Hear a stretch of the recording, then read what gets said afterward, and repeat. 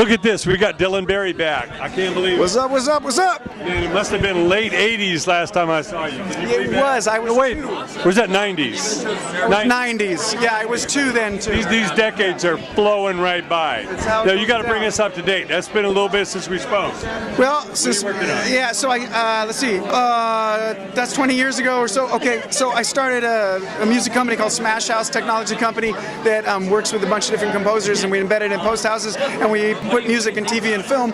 And then I started the Filthy Fidgets, which is record production stuff, and we do a lot of artist stuff with media tie-ins. And then I started Bomb Pop TV, which I host, and that's why I'm doing the HMMAs second hour tonight. And that's it, man. You're up to date. Man, I got to hear about that from yourself.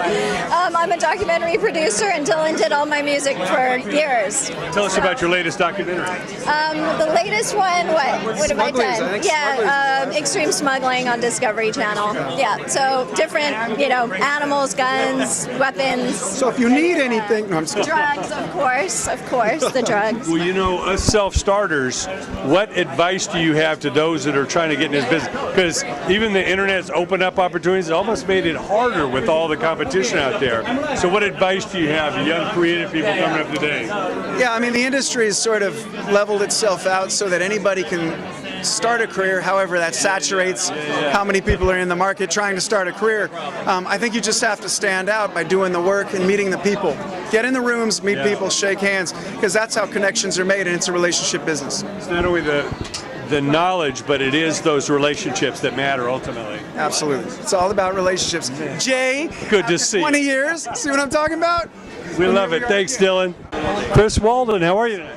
I'm excellent, thank you so much. Now tell us all that you do. I'm a composer and arranger, and I write music for television and award show amongst others, but also write arrangements for record dates for artists that still utilize orchestra and big band background, so that's what I then provide. I write the music for it. Now, coming up, who were your heroes? Who was doing what you do that really inspired you to do this? Well, when I was coming up and doing this kind of thing with big band jazz music, which was in the mid-70s, jazz was never as unpopular as in the mid-70s. So I was listening to Count Basie and Ellington, which nobody then in the 70s did. But those are my heroes. That's great. And what advice do you have to talent coming up that like to be doing this?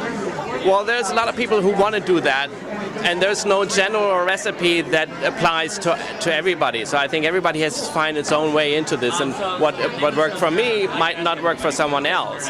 But I think finding your own voice is really important, and if you can express that with your own voice, then people will hear that, and that will be your way in. Mark Schulman in the house. The party must be started. The party has started. I'm coming on. Yeah. We love it. We love it. Now, coming up, who were your heroes? Who really inspired you to bang those drums? Well, first, of course, it was Ringo. Oh, my God. I was old enough that at 3 years old, I saw the Beatles on Ed Sullivan, and I saw John, Paul, and See the George. Tom Hanks documentary? Of course. Oh my But I God. saw Ringo, and then I saw the Screaming Girls. I'm like, I want that. Close the deal, baby. It didn't hurt that the girls could not control themselves. It all started with that. Do anything to get anywhere near Ringo. Absolutely. Well, I have met Ringo, and I got to say, I couldn't. I was actually playing with Richard Marx. Yeah. Remember the Arsenio Hall show? Ringo was a spoken guest, and I met him backstage. I was like, I was tongue-tied, literally. Yeah. I mean, he was my What do you ultimate say? hero. What do you say? What do you say? You're a Beatle. I'm not.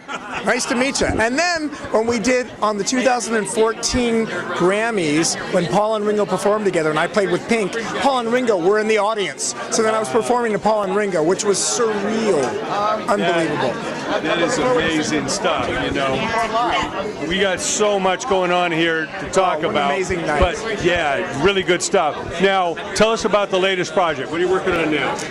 Well, I'm still working with Pink, and I just composed. She's got a second baby coming? She's got a second baby coming. It's official, and we're going to be The baby making business now. baby making business, and then we're doing the first show has been announced for next summer, headlining Summerfest.